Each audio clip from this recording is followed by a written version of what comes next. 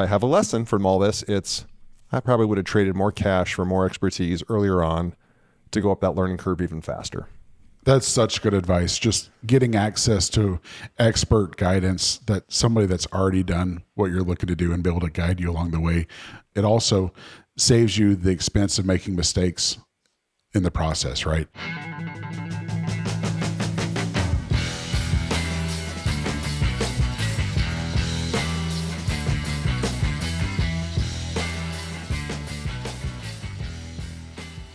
Roger, what first ignited your interest in entrepreneurship? Man, I would have to go back to, I was 16 and I was working in a pizza place of all things. And I found that, or the owner found that when the phone would ring and I would answer it, I naturally would upsell people into bigger pizzas, more toppings, add sodas, how about a second pizza to go, that kind of thing. Nice. And he ended up turning me into what he called a phone person, which is a terrible name for it, but a phone person, which basically means I didn't make pizzas any longer. My job was to sit in this room and answer all the incoming orders, and it was a super busy place back then. And I got, I believe it was 3% of everything that I sold.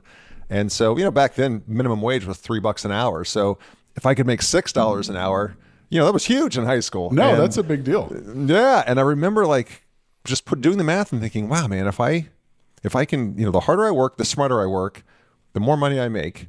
And I like this formula. And so, I wouldn't call that entrepreneurship, but I would call that taking responsibility for, my own income. And that led me to want to later in life, after a pretty long stint in corporate America, that led me to want to go on my own and do my own thing because I had the confidence. I saw a vision of it when I was 16, and then in corporate America, after 25 years, realized that was enough's enough, and I want to do this for myself. No, that totally makes sense. Your book, The Insider's Guide to Business, it talks about mastering the important stuff that they really don't teach you in school. Mm-hmm. What's the most important lesson you've learned from your entrepreneurial journey and that you really wish that you knew earlier? I would say that's a good question. And I would say that the most important lesson is around tenacity. And I think that, I believe I've always had grit, but that grit that needs to be applied, the level of tenacity that needs to be applied as an entrepreneur is unparalleled. It exceeds anything that you experience in a corporate position or working for another person. And the lesson that I've taken away is no matter how hard this gets, and it can be pretty damn hard, quite frankly, at times. Sure. And it could be, it could get hard again in an hour from now, just because business is crazy, and it just depends on what happens in the day. But I would say that, having the grit, the tenacity, and the fortitude to stick with it when everyone else will say, you know what, enough's enough, I'm done. And that fortitude is what separate, a lot of wars have been won by attrition, and business is not that much different. And so I just know that, I maybe I knew it, but boy, have I had to learn it and embrace it and just fully hold on to the fact that there is no magic red button that you can push and okay, let's just do a do-over. Let's just take everything back the way it was. Sure. Once you're in it and you've burned your boats, you're in it. And yeah. And too many people, like, well, who's coming to save me? Nobody, nobody, And so I think just that acceptance of around there is no way out of this except through. The only way out is through. And maybe knowing that going in, I would have probably had a little less heartache, a few more restful nights. But I've embraced that now. Man, I appreciate you sharing that so much because that resonates with me so strongly. And you're right. You have an idea. Sure. Everybody thinks, oh, there's going to be some good times and there's going to be some hard times. But until you're really in the middle of it, you don't understand or even appreciate it. And you've got to have that feeling of going to bed at night where I've just got to figure it out because like you said, there's no one else coming, right? And if you don't do the work, nobody's going to do it for you. At the end of the day, if you want to achieve your goal, whatever it is, however you choose to define your success, that's on you. Nobody's going to do it for you. That kind of leads to my next question of what challenges did you face when getting started on putting together your initial capital and how to get going? Yep. So, great question too, because I think a lot of people have ideas, but execution is everything. And, most of the time you're going to need some capital, you're going to need some scratch to get this thing going. I've preached this forever, preached this to my kids, preached this to anybody that listens to my podcast. Like I am a big believer in living well beneath your means. And so Lance, I was very fortunate when after a 25-year career in corporate America, decided to open my own shop, to start my own business, this national franchise called Rockbox Fitness.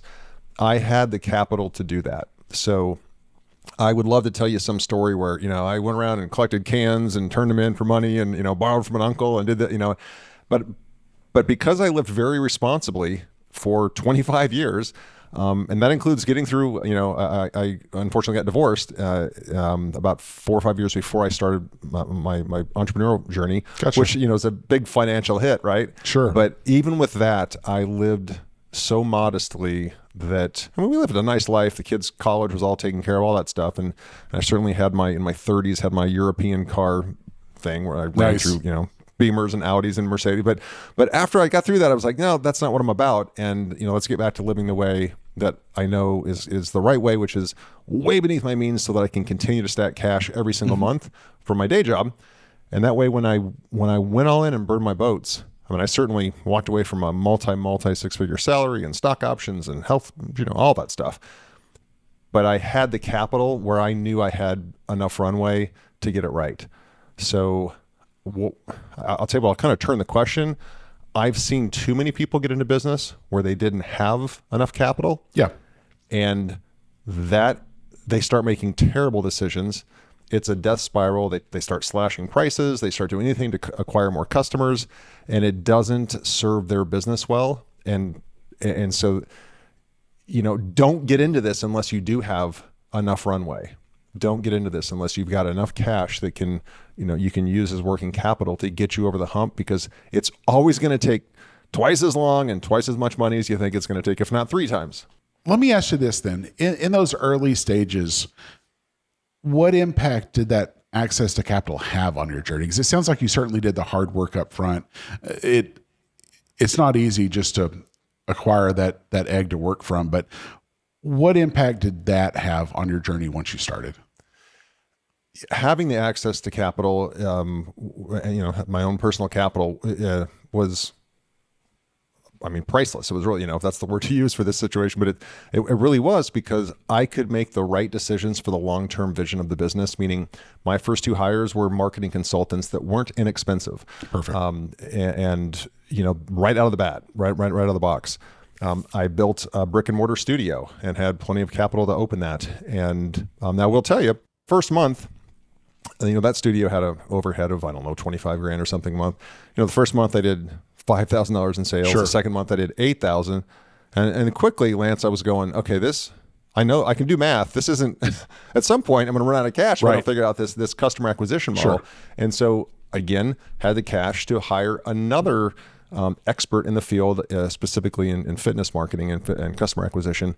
And then was able to, that third month, do 55 or something, the fourth month do 60,000 and quickly monetize that business and earn my investment back very, very quickly. So, but if I didn't have the cash to actually afford these experts, I would have been trying to figure this out on my own. And you know this as well as I do, that, and people talk about it, but I think they say it, they really even don't understand what they're saying, because it's one of another great lessons in life, in business. So I could swap this for the first lesson I shared with you is trade your money for expertise that will compress your timeline.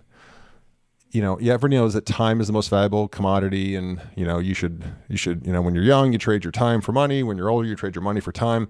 I'm talking about trade your money for expertise that will shorten your learning curve to get great at something that will be core to your business. If it's not core to your business, just outsource it and pay somebody to do it. But if it's customer acquisition, if it's pricing for profitability, if it's scaling, whatever that may be, pay for an expert to teach you how to do it so that you learn it, and then you can teach it to your team, and then you rinse and repeat and stack cash.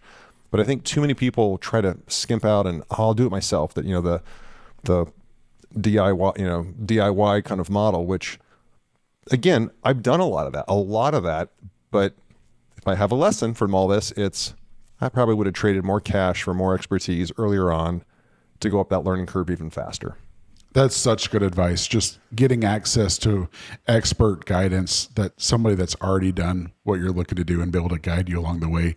It saves you time. And at the end of the day, it also saves you the expense of making mistakes in the process, right? I mean, you could spend $30,000 on a consultant to come in and help you. And people say, oh, it's a lot of money. Yeah, but not if they could make you $300,000, right? But to your earlier question, you got to have the $30K to be able to afford that. So that's why you need to have enough dry powder and ammunition, so to speak, when you go to war, when you go into business. Nice. You've got experience in both the corporate world and an entrepreneur. What lessons did you learn in the corporate world, or what contrast is there between the two? What were you able to apply and what didn't apply?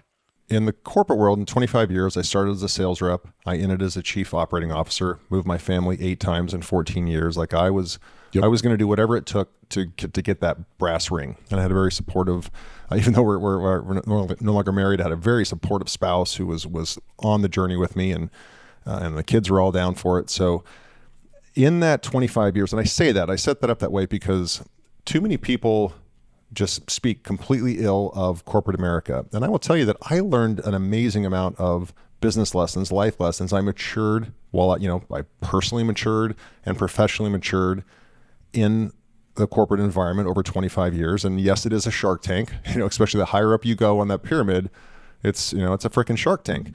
But it teaches you the skill. It taught me leadership skills. It taught me persuasion and influence skills. I was afforded the opportunity to learn how to do high-level competency selection interviewing, which I write about in my book, because too many people are going off their gut when they should be using a very formal process to do interviewing. It allowed me to, I built divisions. I built, companies within companies. And all of that experience has been applicable to my entrepreneurial journey. So I will say that, in corporate America, I learned some amazing lessons and was able to build my skill set. I also, Lance, watched what not to do, right?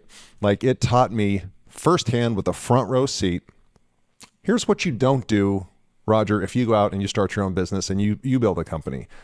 And I'll give you just a small example of that.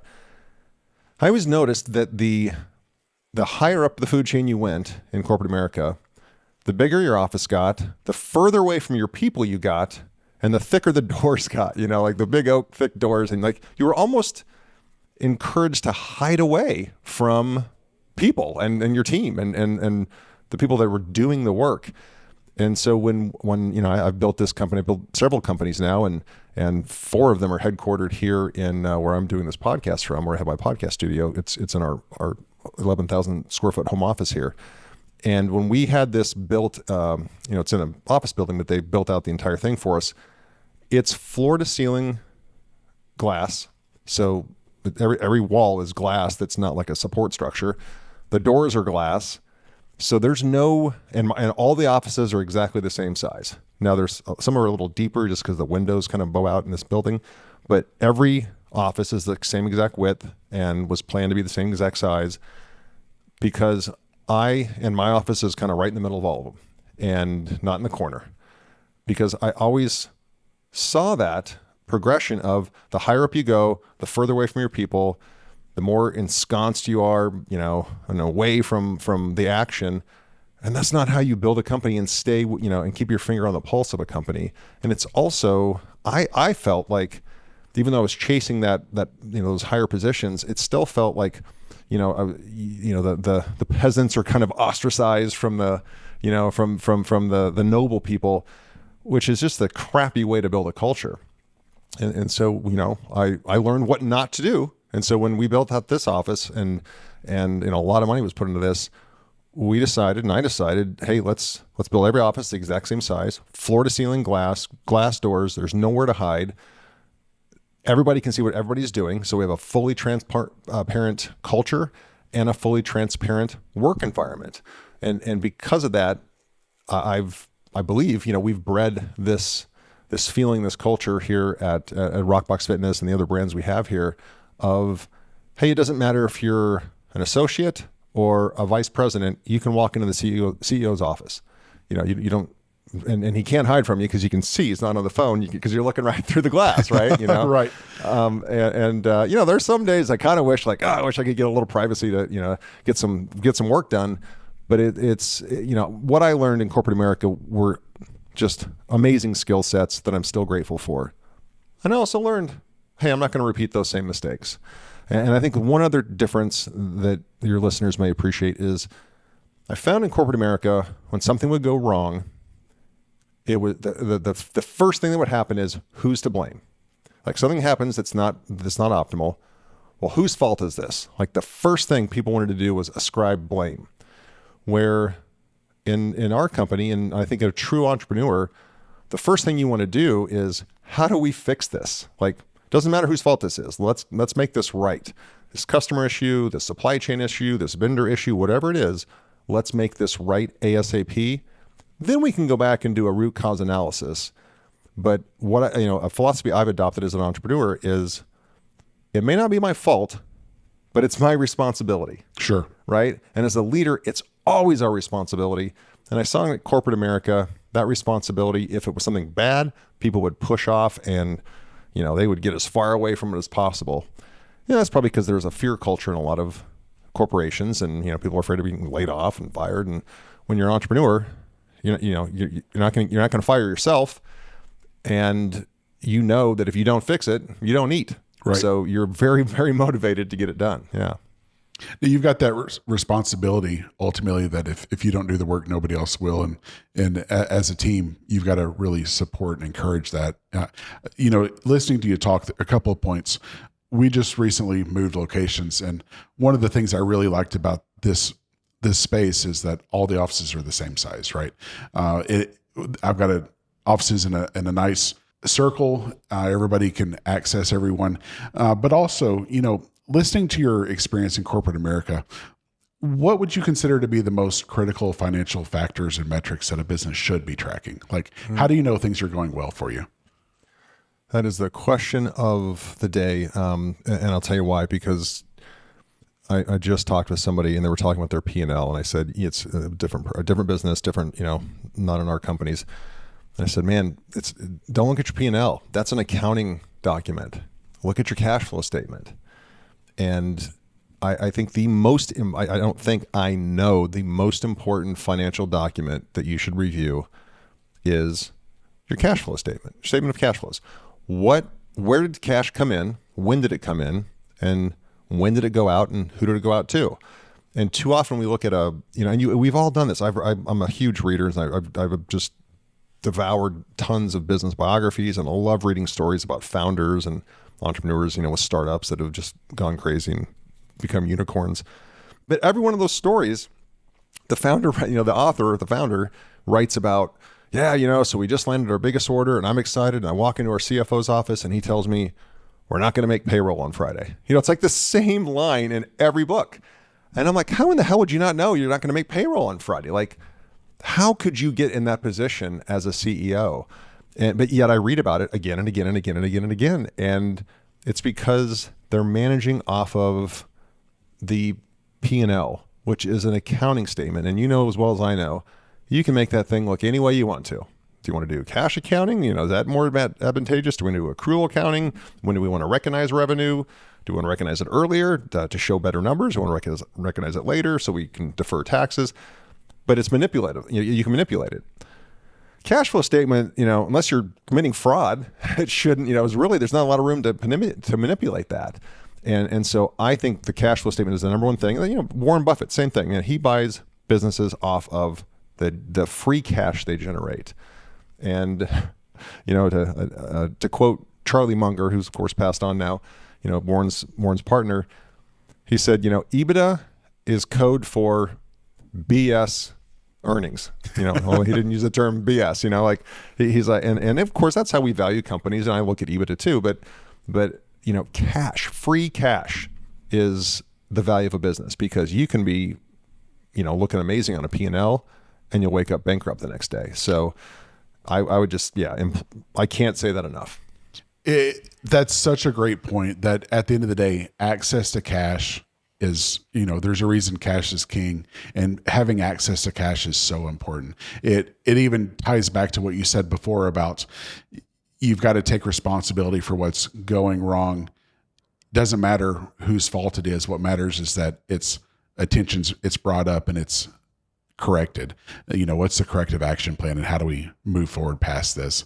That access to capital, I mean, that's the most important piece here. And was there one particular, you're talking about the founders and that Friday morning moment of, holy crap, it's payroll day, and somehow I didn't realize it's today, right?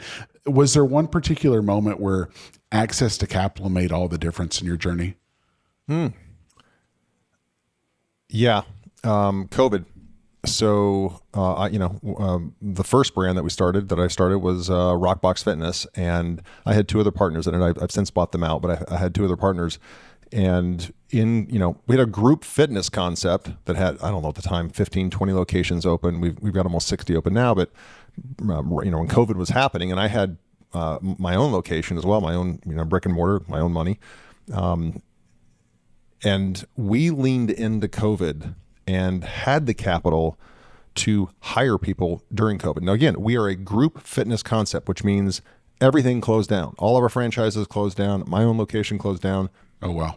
And because of that, revenue dried up. So, but even without revenue, we had access to capital. And so we went out and hired, I think, 2 VPs, hired a couple of managers to build our digital marketing capabilities, our digital agency that we have internally here, because that's core to our business.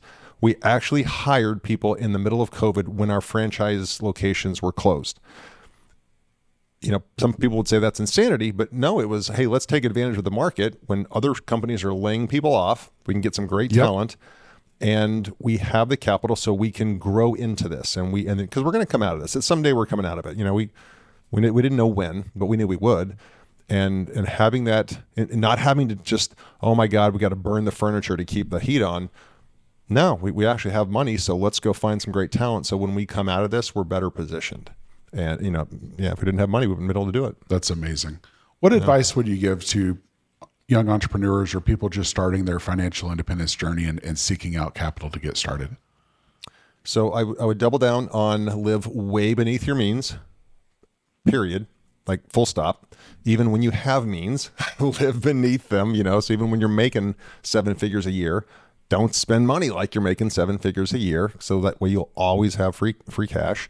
I think you have to be willing to either give a very preferred interest rate that will probably be personally guaranteed. I still have several personal guarantees on the $3 million lease, for this building I'm sitting in right now.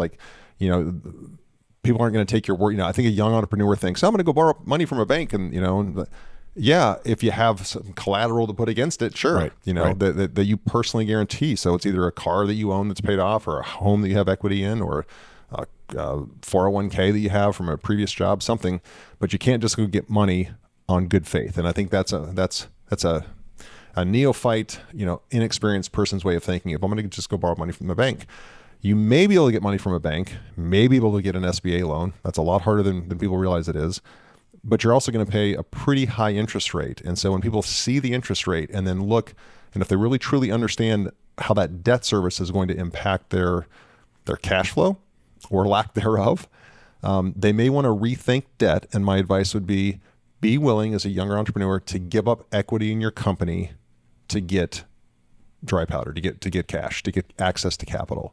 And nobody wants to. They want to keep 100% of their company, and I'm my own boss and all that.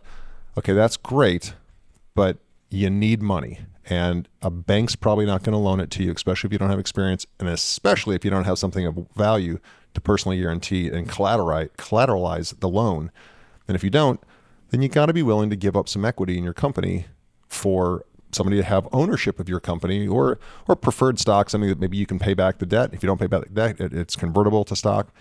And I see so many people, have a death grip on the equity in their company, yet they don't have any cash in the bank. So would you rather have, 70% of a $10 million business or 100% of nothing, and I think that's where there's a fine line between greed and desperation. So don't wait till you're desperate. Find money when you don't quite need it. Roger, that is so true. And you're exactly right. Wall Street, they'll raise money for you if you're worth $1 billion.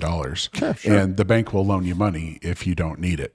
For everybody else, you've got to look around you. Speaking of that position, how do you view the role of working together with others and pooling together financial resources for the betterment of all, like finding somebody to partner with or using a micro community around you to go in together on a common goal? Yeah. So I've never done, Kickstarter or microfinance. I've not done that, so I can't speak to any experience with that. I think the concept is wonderful. I think it allows people to invest in entrepreneurship and invest in new ideas that may not get off the ground without that seed capital that microfinance can provide.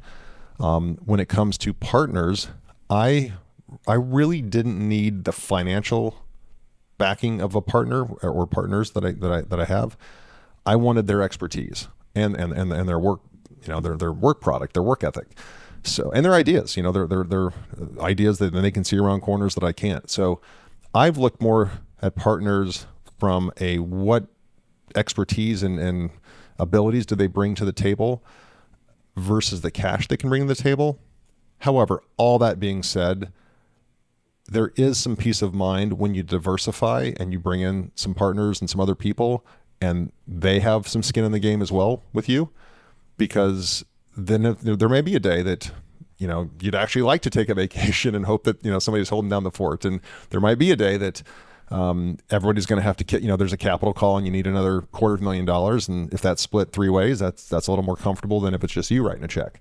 So, I think there's value in partnerships. There's a lot of complexity in partnerships. I mean, just speaking very candidly, a partnership is like a marriage with a lot more money and a lot more ego at stake, and it can be really, really challenging.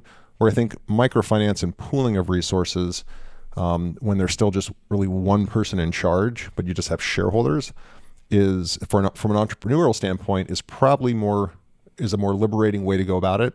Because with partners, you do need to get buy-in from your partner or your 2 partners or your 3 partners if there's truly limited partners general partners. But if you have a bunch of limited partners that really don't have a vote, they have a voice but not a vote, you can probably move faster and get down that road. I think at a quicker pace than when you have partners where you do have to get buy-in, and there's a few more committees, if you will, when you have general partnerships versus a limited partner. In that scenario where you've got an entrepreneur with shareholders, how do you see democratizing that access to capital, making it available to entrepreneurs? How do you see that impacting their financial journey? Yeah, I think what you're asking is like how, if there's an access to this pool of capital, how can that affect an entrepreneur's ability to get into business and get it done?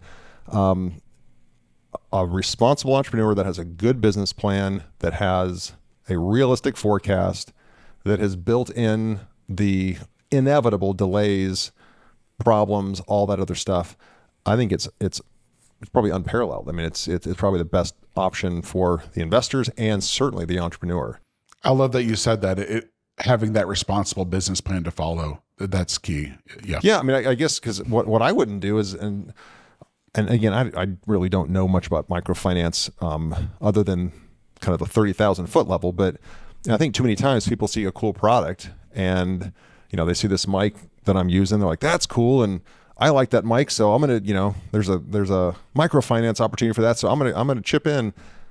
Well, you have no idea if the person running, this business has any business acumen, if they've got a plan, if they've got their supply chain down, if, this could be a prototype, that who knows? And so I just think like if I were to invest in a community of funds, if I were to be an investor in that, I would want to make sure, almost like a VC firm, like you got to pitch for it. You've got to show that you got a plan. You got to earn that. And there's milestones along. You don't, I would imagine you don't get all the access to the capital up front either. Like you hit this milestone, more capital is released. You hit this milestone, more capital is released, because again, I've read too many founder stories and too many Silicon Valley things that, parties in Vegas and flying everybody to Hawaii and all that. And I'm like, that costs a lot of money, and that money could have been used for a lot smarter things than a party in Hawaii, So I think if I were a limited partner in a community of funds and had invested in that, I would just want to make sure that the entrepreneurs that are being allocated that cash, have gone about it in a very responsible way and have a plan for it, have a team. They know what their entry point is. They know what their niche is, and hopefully they've niched down, 4 different levels so that they really can identify their avatar, and they know what their exit is. And every business has a natural buyer. Every business has a natural buyer. Any business can be sold. And somebody asked me, when's the right time to sell your business? I said, your business should always be for sale. Your business should always be for sale at the right price. At the right price. And if you're doing great, you're in love with your business, you're loving life, that price should be astronomically higher than it really is justifiable to be. But somebody might just pay that. And if they do, you take the money, right? But I just believe that, you have to know how to get in, but you also know how would you get out so that the people that have lent you access to that capital have a really handsome return on his or her investment. And when I say a natural buyer, like it's a strategic buyer. So maybe you have this niche that you've really built up, but a bigger company that has more general, target, they want to bring in your expertise and buy that. Well, that's a strategic buy, and that you're going to be more valuable to that company than just a financial investment for like a private equity firm or something. So I would want to see that the entrepreneur has thought through all that before they'd have access to that capital. I really like that you're saying you need to do business with people that you trust. There needs to be a dedicated, proven business model. The investor capital needs to be going to work. Yeah. Roger, this has been a really useful conversation. What's the best way for my audience to connect with you and tune into your content? Sure. They can go to ThriveMoreBrands.com. ThriveMore Brands is our website that just has our brands listed, which are Rockbox Fitness, Beem, Light Sauna, Leverage Nutrition, a few other businesses. Also, if you want to learn about franchising or just understand more of it, there's free information on there. There's access to like a direct link to buy my book, An Insider's Guide to Business, which is on Amazon. And then I have a podcast as well called ThriveMore with Roger Martin. And, we have weekly episodes, so they can find all that at ThriveMoreBrands.com. And then if they want to follow me kind of on a social level, they can go to Real Roger Martin, ROGER, Real Roger Martin. And that's on Instagram and LinkedIn and all those things. Perfect. We like to end our episodes with a fun story, fact, or anecdote about our guests. What's something interesting that you think our viewers would be interested in learning about you? I love business. I love the game of business. But when I was growing up, I did not have like Michael Jordan or sports figure posters on my wall. I had pictures of Eddie Van Halen and Steve Vai and David Lee Roth and all these rock stars because I wanted to be a rock star. I played lead guitar in bands in high school and then in my 20s. And so it's funny. I speak now. I'll do public speaking for like conferences and associations and whatnot, and certainly at our own summits. But I used to think that I felt when I was in my teens, like I was born to be on stage. And it's funny, I find myself on stage now. I used to think it was going to be with a Les Paul, hung low, strapped over my shoulder and slung low.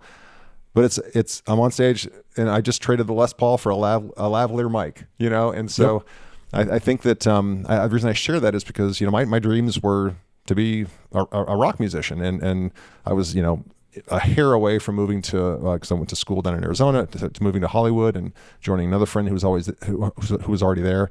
I have friends from high school who have made it and are in bands that you would know, which it was just in our culture in this little town in Spokane, Washington.